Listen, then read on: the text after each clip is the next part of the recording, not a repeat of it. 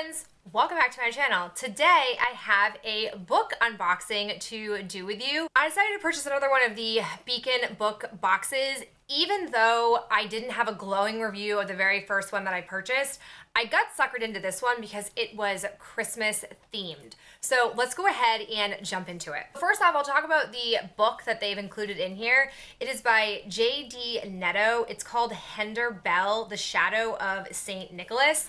I think it's a cool concept that we have an exclusive cover to this particular book, but underneath it, they included what the actual book cover is. I actually really like that idea because I know in OwlCrate, they always give us exclusive OwlCrate covers, and they show us in the insert what the cover looks like on the shelves in regular bookstores. And I always love the special cover that we get in OwlCrate. It's by no means not a big deal. It doesn't stop me from reading the book at all, but I do like that I was given both covers in here. We also have a note from the author. Additionally, inside the book, it has been signed by the author, and when we open it up, there's a really intriguing illustration. And when I read the concept of this book, it sold me. I was like, oh, that sounds really cool, plus it's a Christmas box, sign me up. So I'm gonna go ahead and tell you the concept. It says, Enzo and Ava Griffin never expected to face their worst nightmare on Christmas Eve. Though they always dreamed of magic, they never thought of its actual existence and the consequence it carries. During a violent snowstorm, they're visited by foul creatures called shadow spirits. The eerie beings kidnap both of their grandparents, vanishing into a portal found on the bark of a tree. After the frightening incident, Enzo and Ava discover Hender Bell, a world full of magic, wonder, and secrets, but an impending doom is revealed to them. The king and queen of Hender Bell are missing, and their absence could trigger the destruction of this newfound world and the human realm. On the quest to find both Henderbellian rulers, Enzo and Ava learn of a curse placed upon their own bloodline, but other ancient enemies have risen from their graves seeking revenge for a past unknown to them. Enzo and Ava find friendship, courage, and love as they face unimaginable darkness in the quest to redeem the world they belong and the one they live in. Gives me Narnia vibes, and I'm just all about it. But in addition to the book, I have a box full of items to show you. First is the enamel pin that they gave us. It is a Narnia snow globe pin, and I think it is just wonderful. I am really into it. I think it's really, really pretty, and I think the colors are really vibrant on it. Like, you can definitely notice it from a distance. And we also have Aylin's Yulmus Coco. I don't know who this character is related to, but I do love hot cocoa. I think it's a really cute pot of it, not too much. Like, I can definitely get a number of drinks from it and not get too sick of it. So I think it's a fun thing to include for Christmas. I'll definitely have some cocoa, read that book, because your girl's finally on winter break from her college courses. They are miserable. I'm so glad to have part of my life back until like end of January when my last two classes resume. We also got a Harry Potter oven mitt. It says Expecto Patronum. It says Happy Yulmus. It's got a wreath on it. Like, this is great. I think this is awesome. Again, fandom meeting practicality is right up my alley. They also included a cookie cutter, which I was really excited about, but then when I pulled it out, I had a really hard time figuring out what it was. Do you know what this is? Maybe you do. Maybe it was obvious to you, but it was not to me. This is a book cookie cutter. And when I like tilt it, I can see the spine, I can see the book. You've got like pages here. I'll be curious to see, we make sugar cookies in my family for Christmas. I'll be curious if this actually translates effectively to a cookie. I'm not convinced it will, but it's a cute idea, especially because I'm sure my family is not super unique in making cookies for Christmas. It feels like a pretty classic tradition. So it's a good idea to include it. I just don't know how effective the book impression is. We also have this item in a box. They included this really beautiful platform 9 3/4 Christmas charm.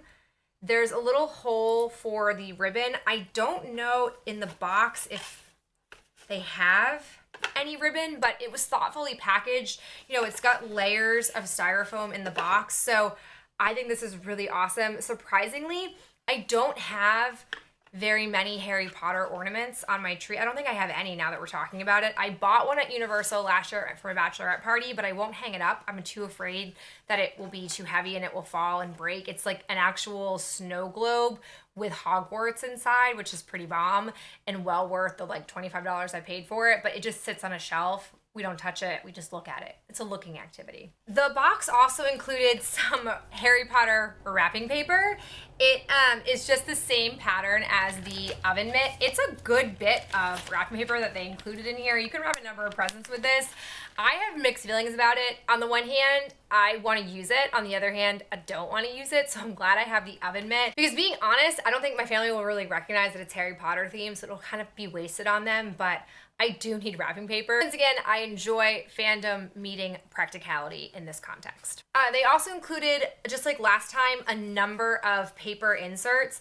I believe these are all characters from the book, but I'm just going to show you what each of them looks like. I typically just hang these up in my classroom, even if they're not related entirely. I think that they're just something pretty to look at if you're not going to look at my pretty face. And there's this one. This one giving me all the Christmas vibes.